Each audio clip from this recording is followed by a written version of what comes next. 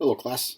For my discussion post, I decided to go and look into some of the figures that were involved during the controversy between the libertarian movement within the Protestant church, or I'm sorry, the Presbyterian church, during the early 20th century. And the figure I chose to kind of do some research on and dig into was John Machen, or Machen, I believe is how you pronounce his name.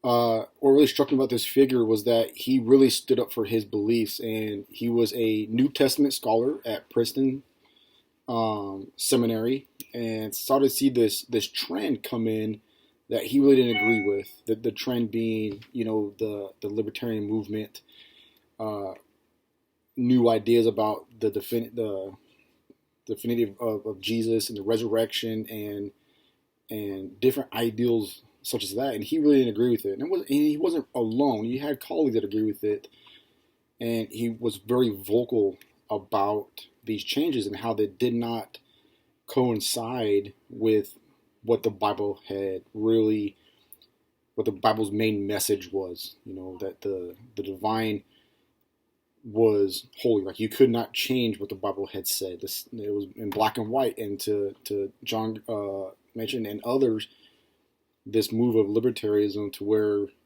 let's incorporate Darwinism to the creation story, and different ideas like that really did not go very well over with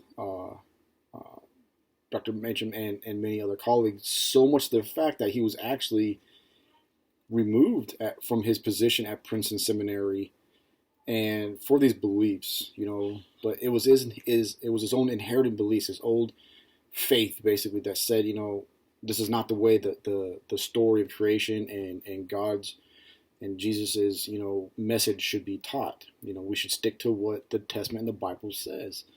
And he was basically ostracized for his beliefs.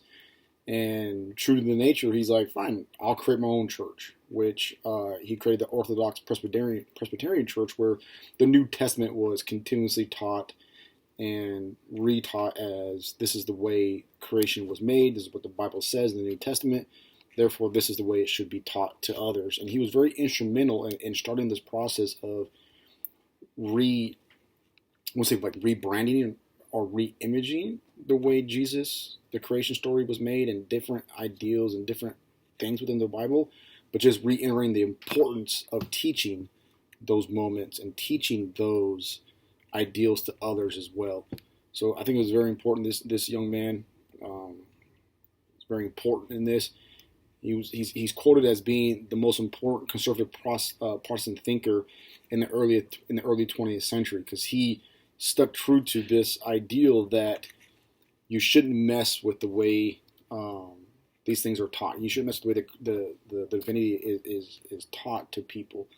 The Bible is very clear cut and dry about Jesus, the resurrection, the way he led his disciples, and things like that as well.